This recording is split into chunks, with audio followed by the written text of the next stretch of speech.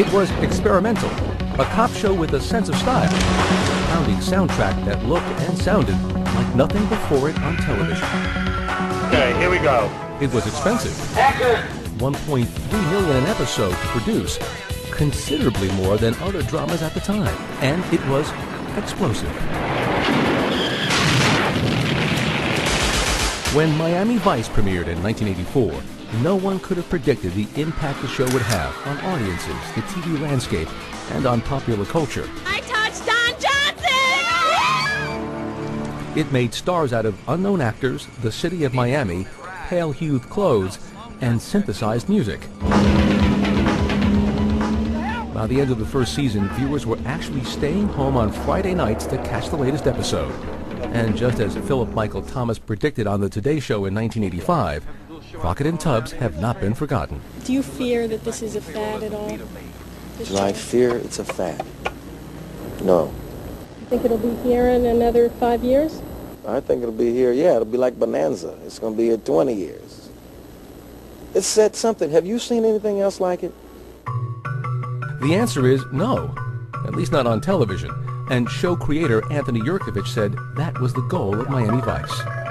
Well, there's been probably 240,000 cop shows on television, so there's a good reason why you'd want to do a cop show, because there's a lot of action.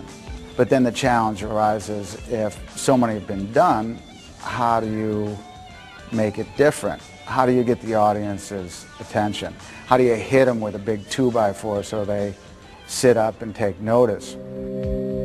Not just with high-end cars and clothes, but with high-end production values too. Miami Vice was the first television show to take real advantage of film techniques like cinematography, lighting, editing, and of course, music.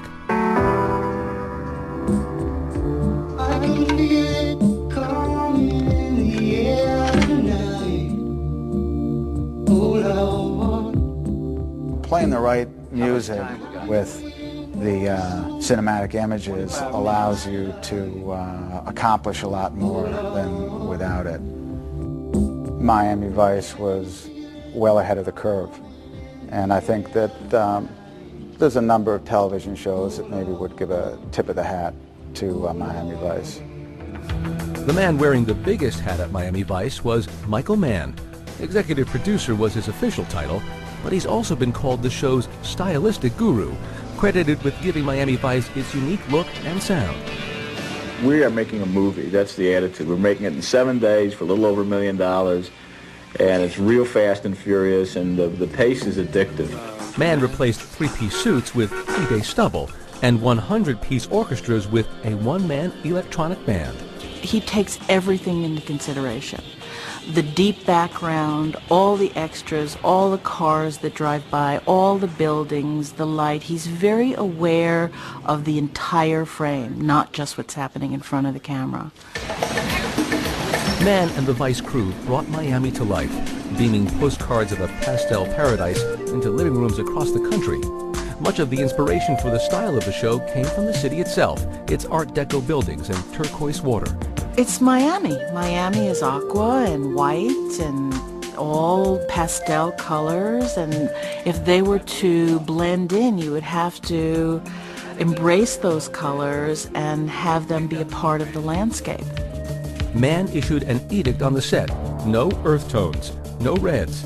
And that went for buildings and for clothing, which quickly became a focal point of the show. Every show had a color theme. There were no accidents.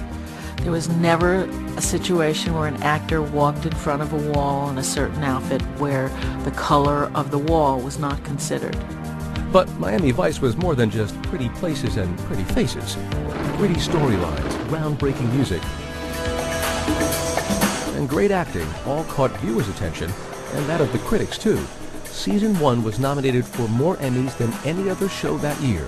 Your program just got 15 Emmy nominations. What's that mean to a program like Miami Vice? Well, it means that we're going to stay on the air for the rest of the season, probably.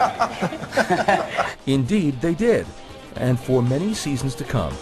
While the fashions of the show have come and definitely gone, it is the stylistic innovations that have stood the test of time, inspiring future programs and earning Miami Vice a place in television history.